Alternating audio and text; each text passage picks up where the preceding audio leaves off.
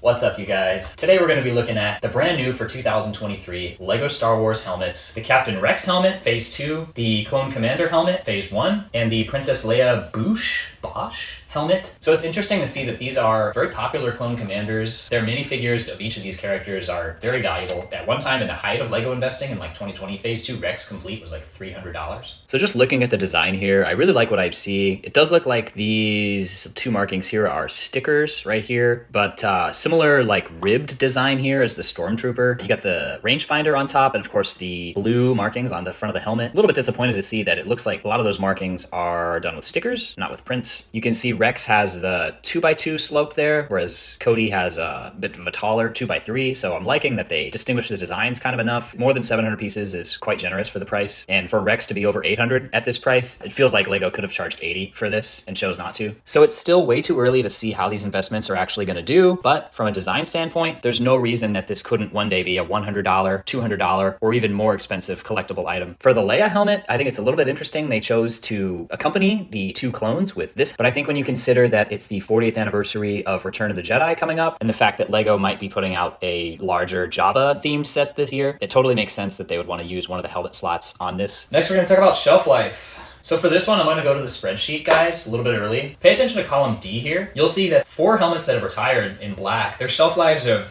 basically 20 months. The Boba Fett helmet was extended another 12 months, so that one actually was out for closer to 3 years. So it'll be interesting to see what happens with the Darth Vader helmet, because this set has been on the market for only 21 months so far, but it's not even supposed to retire at the end of 2023. It's expected to continue into 2024 at the moment. And so that would, assuming it retires in December of that year, have something like a 45 months shelf life, closer to 4 years. I only have this one because I got it for half off. So when considering the shelf life on this set, we really don't know yet. This set hasn't even hit the market yet. These do say here new at Target. They don't say only at Target. So you would expect that both these clone helmets will be widely available at many retailers. Once again, we are kind of early on into the helmet series. We don't have a ton of prior comps available. There are some real great returns to be made, I think, with helmets, but at the same time, some real risks because it is a little bit of an unproven sub-theme. For point number 4, sentiment. We can't really gauge this yet. Again, the market hasn't even had a chance to look at this set. We don't know what investors or collectors are thinking of it. Thinking of a set that had its sentiment change halfway through its life. This is a so-so set that suddenly everyone scrambled for when they found out the actress got canceled, and then subsequently everyone found out they were stuck with it after it was totally overproduced. Totally hilarious situation.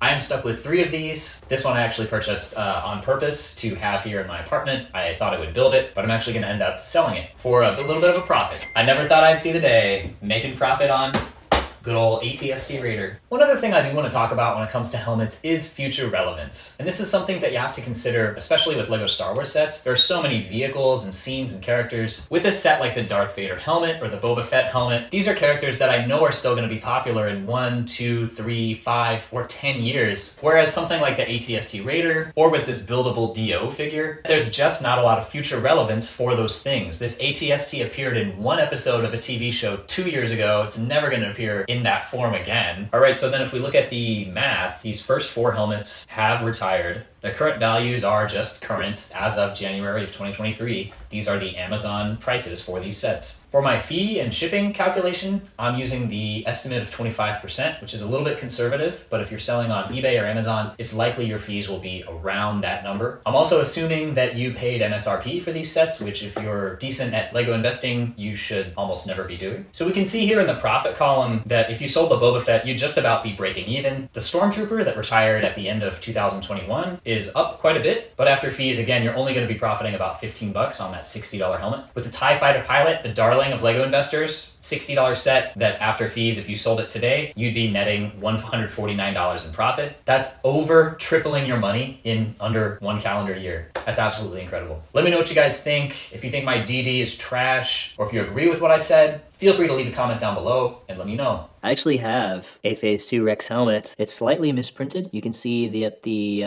blue triangles at the top are slightly off-center. The grill there, not quite centered. This is genuine LEGO, but I'm not sure if what I have would qualify as a misprint, and I'm not sure how much that would make it worth. So just to conclude, I think all 3 of these helmets hold some great potential. I personally won't be buying any until 2024, just because I know that helmets at a minimum have a shelf life of 20 months. And this is not even month 1, it's month 0, guys. It's month -1. It's month -2. So LEGO investors like you and me are going to have to wait a little bit longer to see if these new LEGO Star Wars helmets in 2023 are worth investing in.